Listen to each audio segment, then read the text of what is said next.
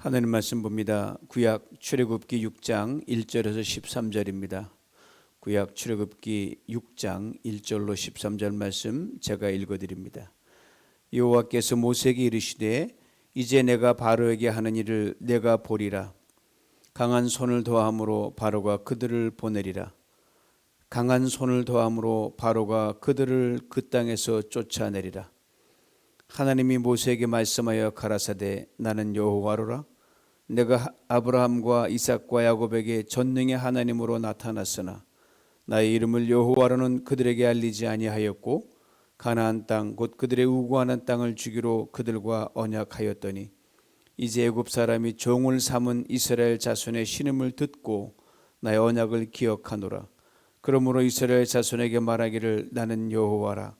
내가 애굽 사람의 무거운 짐 밑에서 너희를 빼어내며 그 구역에서 너희를 건지며 편팔과 큰 재앙으로 너희를 구속하여 너희로 내 백성을 삼고 나는 너희 하나님이 되리니 나는 애굽 사람의 무거운 짐 밑에서 너희를 빼어낸 너희 하나님 여호와인 줄 너희가 알지라. 내가 아브라함과 이삭과 야곱에게 주기로 맹세한 땅으로 너희를 인도하고 그 땅을 너희에게 주어 기업을 삼게 하리라. 나는 여호와로라 하셨다 하라. 모세가 이와 같이 이스라엘 자손에게 전하나 그들이 마음의 상함과 역사의 혹독함을 인하여 모세를 듣지 아니하였더라. 여호와께서 모세에게 일러 가라사대 들어가서 애굽 왕 바로에게 말하여 이스라엘 자손을 그 땅에서 내어 보내게 하라. 모세가 여호와 앞에 고하여 가로되 이스라엘 자손도 나를 듣지 아니하였거든 바로가 어찌 들으리이까. 나는 입이 둔한 자니이다. 여호와께서 모세와 아론에게 말씀하사 그들로 이스라엘 자손과 애굽 왕 바로에게 명을 전하고 이스라엘 자손을 애굽 땅에서 인도하여 내게 하시니라. 아멘. 할렐루야. 이 아침에도 하나님께서 우리와 함께 하심을 믿습니다. 하나님이 모세를 부르셨습니다. 소명을 주신 겁니다. 소명을 받은 겁니다. 그를 부르신 겁니다. 그때 모세의 나이가 80이었습니다. 부르신 하나님께서 모세에게 사명을 맡기셨습니다. 할 일을 주셨다는 거죠. 즉 애굽에 종살이하던 400년 동안 종살이하던 이스라엘 백성을 이끌고 애굽을 빠져나와 광야를 지나 가나안 땅으로 가라는 임무를 주셨습니다. 근데 모세가 하나님과 이 소명과 사명 앞에서 많이 갈등을 합니다. 여러 차례 밀고 당기기를 거듭합니다. 이후 모세가 형 아론과 함께 이스라엘 장로들과 백성들에게 갔습니다. 가서 하나님께서 지시한 대로 그대로 합니다. 지팡이를 던지니 지팡이가 뱀이 됩니다. 그래서 그 뱀의 꼬리를 잡으니 다 지팡이가 됩니다. 그리고 손을 가슴 품 안에 넣다 빼니까 하얗게 문둥병이 걸립니다. 다시 그 손을 품에 넣었다가 빼니 그 손이 아주 건강한 손으로 바뀌게 됩니다. 놀라운 이적을 백성들 장로와 백성들 앞에서 행합니다. 그때 저들의 반응이 어땠는지 출애굽기 4장 30절 30 이렇게 증거합니다. 백성이 믿으며 여호와께서 이스라엘 자손을 돌아보시고 그 고난을 감찰하셨다함을 듣고 머리 숙여 경배하였더라. 백성들과 장로들의 전폭적인 지지를 얻었다는 거죠. 모세가 바로에게로 곧장 갑니다. 이렇게 말을 합니다. 이스라엘 하나님 여호와의 말씀에 내 백성을 보내라 하신다. 그들이 광야에서 내 앞에 절기를 지킬 것이라고 말씀을 전하라 하십니다. 그런데요, 바로가 예상 외의 반응을 보입니다. 바로의 말을 들어보시기 바랍니다. 도대체 여호와가 누구냐? 내가 그의 말을 듣고 이스라엘 자손을 왜 보내야 된단 말이냐? 나는 여호와 그런 사람 알지도 못하고 이스라엘 백성 보내지도 않겠다. 이후 사태는 악화일로로 치닫게 됩니다. 바로가 이스라엘 백성들을 또 가혹하게 400년 동안 고생했지만 그건 유도 아니게 아주 가혹하게 채찍을 가하고 더 많은 양의 일을 부과시킵니다. 400년 동안 정말 힘들었죠. 그런데 그렇게 힘든 적은 없을 정도로 그렇게 가혹하게 몰아쳤습니다. 모세와 아론에게 머리 숙여 경배까지 했던 이스라엘 백성들도 등을 돌립니다. 백성들의 말을 들어보세요. 너희가 우리로 바로의 눈과 그 신하의 눈에 미운 물건이 되게 하고 그들의 손에 칼을 주어 우리를 죽이게 하는도다. 여호와는 너희를 감찰하시고 판단하시기를 원하노라. 백성들의 바로에게 미운 털이 박혔다는 거죠. 그러나 모세는 백성들에게 미운 털이 박힐 뿐 아니라 바로에게까지 미운 털이 박히게 됩니다. 큰 실망과 좌절에 모세가 빠지게 됩니다. 하나님께 하소연합니다. 바로 하소연하는 모세에게 하나님께서 이렇게 말씀하십니다. 오늘 본문 1절입니다. 이제 내가 바로에게 하는 일을 내가 보리라.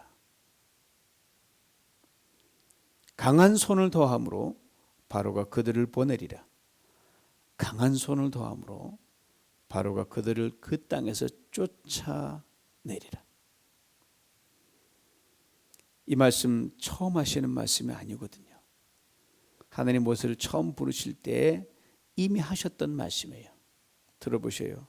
내가 오늘 강한 손으로 치기 전에는 애굽 왕이 너희가 가도록 결코 내버려 두지 않을 것이다. 모세가 이 말씀을 잊어버렸을까요? 오랜 세월이 흘렀다면 잊어버릴 만하죠. 잊을 리 만무합니다. 정확하게 기억하고 있습니다. 그러나 백성들을 만납니다. 저들부터 뜻밖의 환대와 영접을 받습니다. 잘 풀려요. 그렇게 바로에 가면 척척 풀릴 줄 그렇게 순진한 생각을 모세가 했다는 말입니다. 바로로 가는 현실의 벽, 그렇게 높았고 강했습니다. 바로의 반응은 어찌 보면 지극히 당연한 거죠. 하나님이 이렇게 예상하셨으니까 충분히 예견됐던 일입니다. 그리고 그 현실의 벽 너무 높기 때문에 모세도 이스라엘 백성도 이 땅에 어떤 힘도 해결할 수 없기 때문에 그 현실의 벽 내가 해결한다 라고 말씀하셨습니다. 1절 말씀 다시 한번 들어보세요. 이제 내가 바로에게 하는 일을 내가 보리라. 강한 손을 더함으로 바로가 그들을 보내리라. 강한 손을 더함으로 바로가 그들을 그 땅에서 쫓아내리라. 얼마나 급했든지 막 나가라 쫓은 게 자기가 죽게 생겨요. 그렇게 됐다는 말이에요. 보세요. 강한 손을 더함으로라고 했습니다. 그만큼 바로라는 현실의 벽이 높았고 강했다는 것에 대한 반증입니다.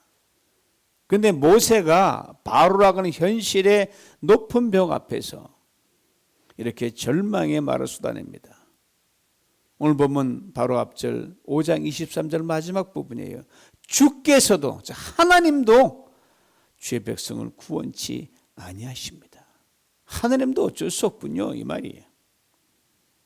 저는 모세의 말이 제가 참 위로가 됩니다. 주로 읽을 때마다 이 부분 볼 때마다 참 감사할 때 모세 땡큐. 하나님의 사람 모세도 이렇게 절망의 나락으로 떨어져 하소연했다는 그 사실이 감히 모세와 범접할 수 없는 연약한 제게 하나님 모세도 그랬는데요. 이런 핑곗거리를 얻을 수 있기 때문입니다. 하나님 모세도 이렇게 절망했는데 저는 어떻게 하면 좋습니까? 모세가 한 가지 깊이 생각하지 못했던 것이 있었습니다. 하나님이 자기 백성을 구원할 능력이 없으신 것이 아니라 당신이 일하실 타이밍을 기다리고 계셨을 뿐이라는 사실입니다. 여기서 우리는 바로와 모세가 처음 대면했을 때 바로가 내뱉은 첫 마디를 잊지 말아야 됩니다. 바로가 무엇이라고 말했죠? 그의 말을 요약하면 이렇게 됩니다. 도대체 여호와가 누구냐? 나 몰라 그런 사람이 말이에요. 바로가 이렇게 교만했습니다. 강했습니다. 여러분 신앙이 무엇입니까? 하나님이 하나님보다 더욱 깊이 이전보다 지금보다 앞으로 더 깊이 알아가는 것이 신앙입니다. 그런데 말입니다. 그것이 비단 신앙인에게만 국한되는 것이 아닙니다. 우리 하나님은요, 하나님을 모르는 세상 사람들도 하나님이 하나님 되심을 반드시 깨닫고 알기를 하나님은 원하십니다. 그런데 알려고도 하지 않습니다. 되레 하나님도 누구냐? 나 그러면 몰라라고 교만히 행하는 경우에는 하나님이 강제로 반드시 깨닫게 만드십니다. 알게 하십니다. 그것이 나라든 관계없어요. 어떤 권력자든 관계없습니다. 일개 개인에게도 반드시 그리하십니다. 그리고 반드시 항복해서 하나님이 하나님됨을 인정하게 만드십니다. 당시 바로에게 그렇게 하시기 위해서 바로 두 손 들 수밖에 없는 결정적인 타이밍을 하나님이 기다리고 계셨습니다. 복음서의 하나님의 타이밍에 대해서 우리에게 일깨워주는 여러 대목들이 있는데 그 대표적인 것이 바로 예수님께서 가나라는 마을에 있는 혼인잔치에 갔을 때 일어난 사건을 통해 그것을 보여줍니다. 혼인집에 갔는데 사람들이 많이 몰려들고 잔치흥이 점점 고조가 됩니다. 그런데 누군가가 예수님의 어머니 마리아에게 와서 이렇게 말을 전하는 겁니다. 포도주가 떨어졌는데요. 어떡하죠? 예수님 어머니 마리아가 예수님께 이렇게 말을 전합니다. 얘야, 이 집에 그만 포도주가 뚝 떨어졌다구나. 어떡하지? 이 말을 듣고 예수님께서 이렇게 말씀하셨습니다. 내 때가 아직 이르지 아니하였습니다. 그렇습니다. 주님까지 포도주 떨어진 것 해결할 능력이 없으신 분이십니까? 아니거든요. 능히 해결하실 수 있죠. 주님의 때가 아직 이르지 않았을 뿐입니다. 정확한 타이밍에 맞다, 하나님이다, 메시아다, 그 타이밍을 주님이 보고 계셨습니다. 오늘 보는 또한 이와 똑같아요. 하나님께서 능력이 없어서 자기 백성을 구원하지 않으신 것이 아니란 말입니다. 바로 항복할 수밖에 없는 결정적인 때를 하나님이 기다리고 계셨습니다. 모세가 이것을 알아야 했습니다. 물론 그 과정은 힘들었겠죠. 그러므로 오랜 세월이 흐른 뒤 오늘 본문을 대한 우리 또한 이것을 잊지 말아야 됩니다. 우리는 다 이제 모든 것이 다 된 걸 보고 있잖아요. 현실의 벽이 한없이 높아질 때가 있습니다. 그때 우리는 이건 하나님의 능력의 문제가 아니다. 바로 하나님이 일하실 타이밍의 문제라는 것. 그리고 그것을 통해 하나님이 하나님 되심을 우리도 알게 하시고 또 누군가에게 일깨워주기 위함이라는 것, 이것만 분명히 알면 됩니다. 그렇습니다. 하나님께서는 도대체 여호와가 누구냐라고 교만이 하늘을 찌르듯 말하는 바로에게 그래? 내가 바로 여호와다 라는 걸 확실하게 깨우쳐줄 타이밍을 기다리고 계셨습니다. 이 하나님께서 모세에게도 이렇게 말씀하십니다. 오늘 본문 3절입니다. 현대인의 성경을 읽어드립니다. 나는 아브라함과 이삭과 야곱에게 전능한 하나님으로 나타났으나 그들에게 여호와라는 이름으로는 나를 알리지 않았다. 아브라함, 이삭, 야곱, 족장 시대를 이끌었던 선조 믿음의 선배들입니다. 이들에게 하나님은 전능하신 하나님이 되어주셨어요. 그때 너무너무 절박했거든요. 능력의 하나님이 되어주신 거예요. 엘샤다이. 그런데 모세에게는 여호와가 되어주겠다고 말씀하셨어요. 성경에 하나님을 일컫는 이름들이 많이 등장을 합니다. 결정적인 사건마다 그 시대와 그 경우에 해당하는 사람에게 하나님이 당신을 나타내실 때 많은 이름 중에서 구체적으로 이런 하나님, 이런 하나님, 이런 하나님을 밝히 말씀하십니다. 그런데 모세에게 알려준 이름인 여호와라는 이름은요, 뭐로 설명할 수가 없어요. 하나님의 이 모든 이름을 총칭하는 이름이기 때문입니다. 능력의 하나님에도 여호와요, 창조의 하나님은 여호와요, 구원의 여호와, 다 총칭의 하나님입니다. 이걸 좀 더 길게 풀면 스스로 계신 하나님, 영어로 말하면 I am that I am. 훗날 예수님께서 내가 할 때 그 I am이 예수님께 완성이 됩니다. 이스라엘 민족의 역사를 통틀어서 출애굽만큼 큰 사건은 없습니다. 십자가 부활 사건 빼놓고 하면 이게 가장 큰 사건이었을 겁니다. 바로 출애굽 사건을 기점으로 족장 시대에서 거대한 민족을 이룬 민족 시대로 넘어가게 됩니다. 하나님 어디 변하신가요? 동일하시고 우리가 하나님을 어떤 이름으로 부르든 그 하나님은 언제나 동일하십니다. 살아계십니다. 다만 족장 시대에는 족장 시대에 맞는 은혜를 부어주시는 하나님께서, 민족을 여는 시대에는 거기에 맞는 은혜를 부어주신다는 것을 모세에게 지금 말씀하고 계시는 겁니다. 굳이 비유를 들자면 이거예요. 하나님의 팔이 10개 있다고 가정하자고요. 족장 시대는 그저 발 2개만 써서 아브라함을 인도하셨고 야곱과 이삭을 이끌어 가셨습니다. 그런데 모세를 통해 이제 거대한 민족을 이루고 할 때는요, 그 출애굽 대장자 하나님께서 팔을 8개 이상을 사용하셨다 이 말입니다. 이것을 모세에게 거듭거듭 말씀하고 계십니다. 나는 여호와다, 나는 여호와다, 나는 여호와다. 이 땅을 살았던 사람 중에 하나님께서 당신을 친히 여호와, 여호와, 여호와라고 셀 수 없이 말씀하시면서 그 이름을 말해줬던 사람은 모세가 유일합니다. 사랑하는 성도 여러분, 우리 하나님은요, 인생의 모든 상황에서 당신의 능력이 어느 정도 개입해야 이 상황이 끝나는지 정확하게 알고 계십니다. 10의 능력이 필요하면 10의 능력을 사용하십니다. 100의 능력이 필요하면 100의 능력을 사용하십니다. 하나님께서 모세 이것을 분명하게 일깨워주고 계십니다. 이 하나님께서 오늘 본문 5절에 또 이렇게 모세에게 말씀하십니다. 이제 애굽 사람이 종을 삼은 이스라엘 자손의 신음을 듣고 나의 언약을 기억하노라. 이제라고 했습니다. 시간이 흐른 뒤에 지금이라는 뜻입니다. 애굽에서 종살이한 세월이 자그마치 400여 년이 됩니다.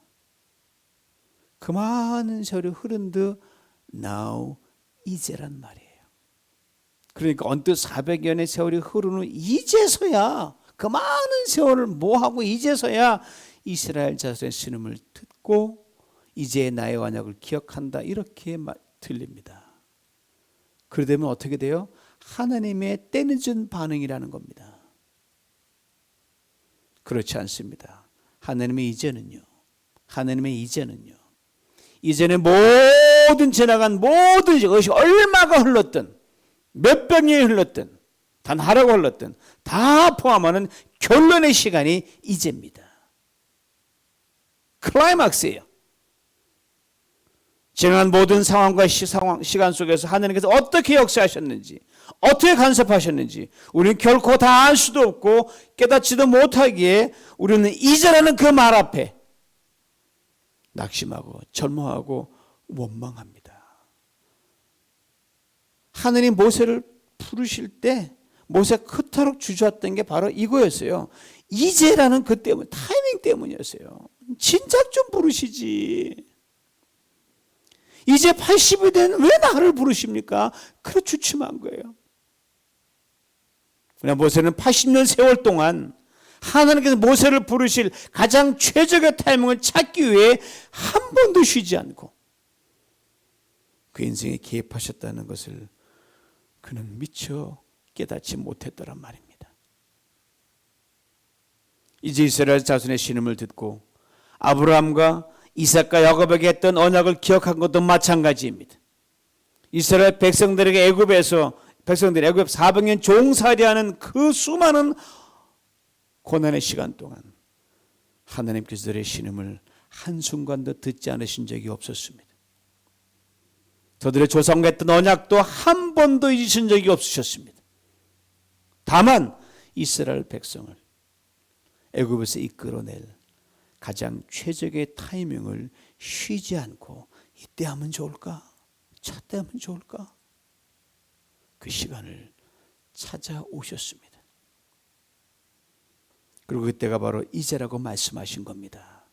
이것을 잊지 말아야 됩니다. 또는 5절에 듣고 기억한다는 동사가 과거부터 지금까지 계속이라는 완료 진행시로 되는 것도 이걸 분명하게 증거해 줍니다. 이 말씀을 하신 후 하나님께서 모세에게 언약을 재확인시켜 주십니다. 오늘 본 6절로 8절인데 요약하면 이렇게 세 가지로 하게 되면, 첫째, 내가 너희를 반드시 출애굽시킨다. 둘째, 내가 너희를 나의 백성으로 삼는다. 셋째, 내가 가나안 땅을 너에게 기업으로 주겠다. 아브라함과 이삭과 야곱에게 언약했을 때 엘샤다이 때 말씀하신 걸 이제 그걸 실행하려고 하니까 여호와라는 하나님으로 확실하게 리컨펌 해주시는 겁니다. 이 언약을 듣고 모세가 이스라엘 백성들에 가서 전합니다. 그런데요, 또 벽에 부딪힌 거예요. 이스라엘 백성들이 귀를 막고 안 들어요. 이에 대해 오늘 본문 9절을 이렇게 증거합니다. 현대인의 성경 읽어드립니다. 모세는 이스라엘 자손들에게 여호와의 말씀을 전했으나 그들은 마음이 상하고 혹독한 노예 생활에 시달렸기 때문에 모세의 말을 듣지 않았다. 두 가지로 그 일을 분명히 설명합니다. 마음이 상했기 때문입니다. 너무너무 힘들었기 때문입니다. 이전 400년보다 더 힘드니 뭐가 되니까 못 살겠는 거예요. 자, 이 대목에서 바로 이 대목이 우리에게 다음과 같은 질문을 던지게 만듭니다. 말을 안 들었으니까 모세 말을 듣지 않은 이스라엘 백성들은 그러면 불순종한 것인가? 여러분 어떻게 생각하십니까? 이해라고 쉽게 단정 지을 수 없는 대목입니다. 함부로 말할 수 있는 대목이 아닙니다. 왜냐하면 저들이 정말 마음이 상했거든요. 그 지팡이가 뱀이 되고 뱀이 다시 지팡이가 되고 손이 이것을 보면 될 줄 알았어요. 근데 아니니까 마음이 너무너무 상한 거예요. 그리고 더 혹독한 노예 생활을 하게 됐거든요. 그런데요, 이 원인을 제공한 장본인이 바로 모세와 아론이었습니다. 좀 더 정확하게 말하자면 그 모세와 아론 배후에 있는 하나님이었단 말입니다. 그러니까 하나님 때문에 마음이 상한 거죠. 하나님 때문에 혹독하게 고생 또 하게 된 거예요. 앞일을 모르니까 그렇게 생각할 수밖에 없어요. 너무너무 힘든 사람에게 왜 뭐 하느냐? 그렇게 쉽게 말할 수 있는 게 아닙니다, 여러분. 그러지 않겠어요? 가만 내버려 두기만 했더라도 지금까지 하던 고생하면 되는데 마음 들풀 수도 없는데 왜 와가지고 결과가 좋지 않게 됐으니까 괜히 긁어 부스럼냈다 이렇게 생각하는 거예요. 당시 모세의 말을 듣지 않았던 저들은 인간적인 관점에서는 지극히 자연스러운 반응이었습니다. 훗날 이스라엘 백성이 광야를 지날 때 하나님의 능력을 그토록 많이 보고 수많은 기적을 본 후에도 저들이 원망하며 불평했던 그들의 불순종과는 결이 다릅니다. 이번에는 그렇습니다. 당시 이스라엘 백성들의 상황은 모세를 통해 들려주신 하나님의 음성을 들을 수조차 없을 만큼 그렇게 마음이 상했고 그렇게 극한으로 치닫고 있었다는 겁니다. 그렇게 힘들었다는 거예요. 그렇게 하나님께서 이 대목에서는 문제 삼지 않으시고 잠잠히 계셨습니다. 하나님께서 모세에게 또 말씀하십니다. 오늘 보면 11절입니다. 들어가서 애굽 왕 바로에게 말하여 이스라엘 자손을 그 땅에서 내어 보내게 하라. 모세가 대답합니다. 이스라엘 자손도 내 말 안 들었는데 하나님, 어쩌자고 바로가 내 말 듣겠습니까? 저 말도 못하는 거 아시잖아요. 그래서 이번에 하나님께서 모세와 아론에게 동시에 말씀하십니다. 오늘 본 마지막 13절입니다. 너희는 이스라엘 자손과 바로에게 내 말을 전하고 이스라엘 자손 애굽에서 인도해 내라. 그냥 straightforward하게 말씀하셨어요. 이후 출애굽의 대장정을 위한 하나님의 역사가 여호와 하나님의 능력으로 펼쳐집니다. 바로가 모세에게 무엇이었습니까? 모세가 결코 넘기 힘든 벽이었습니다. 그런데 하나님께서는 바로에게 말하라고 줄기차게 말씀하십니다. 왜요?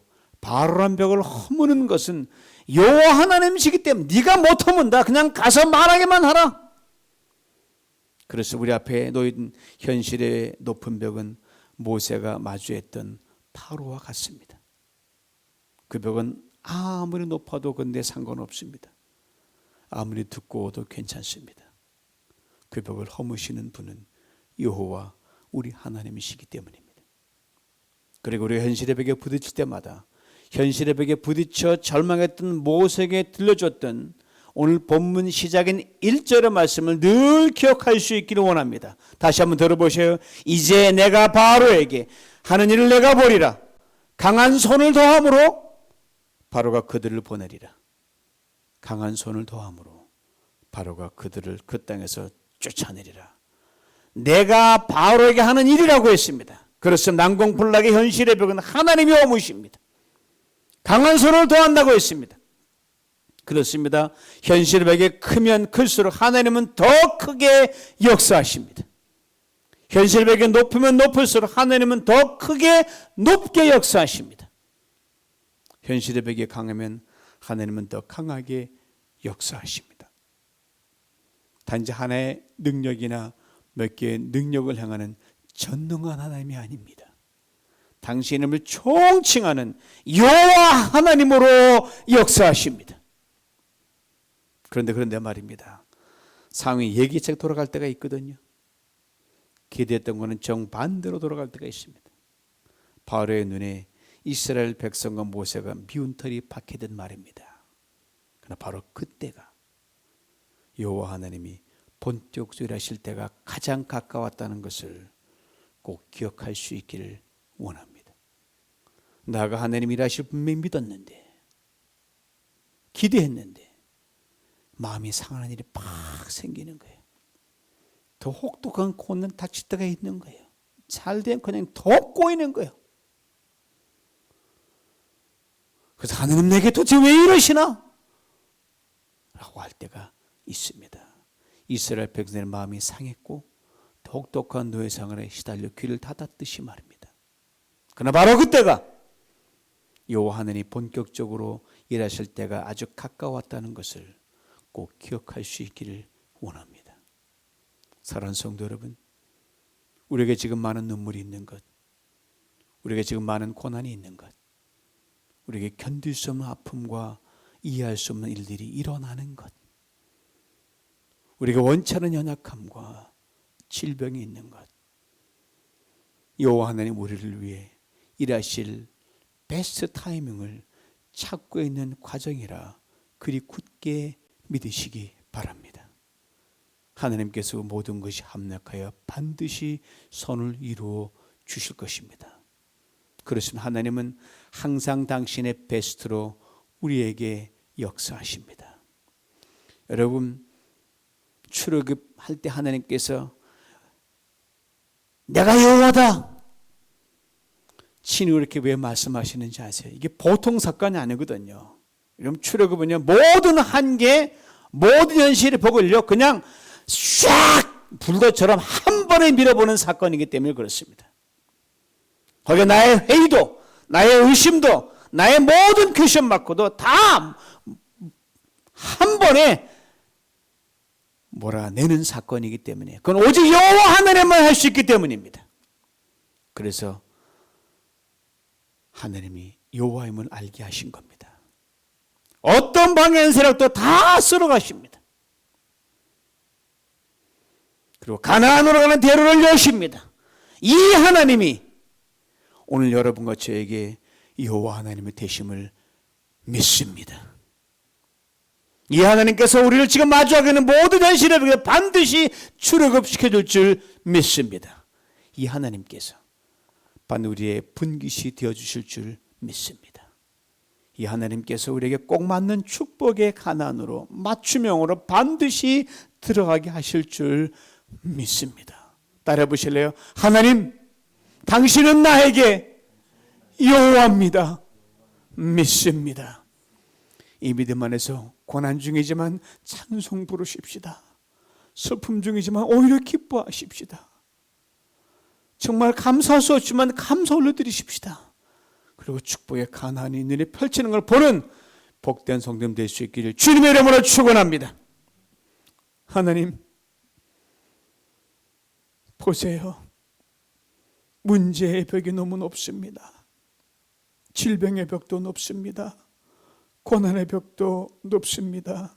하나님, 오늘 우리에게 모세에게 와서 순간 말씀하셨듯이 오셔서 내가 여호와다 이 말씀하신 음성 들리시고 오늘 그 고난 중에 높은 벽 앞에 듣게 하여 주시옵소서.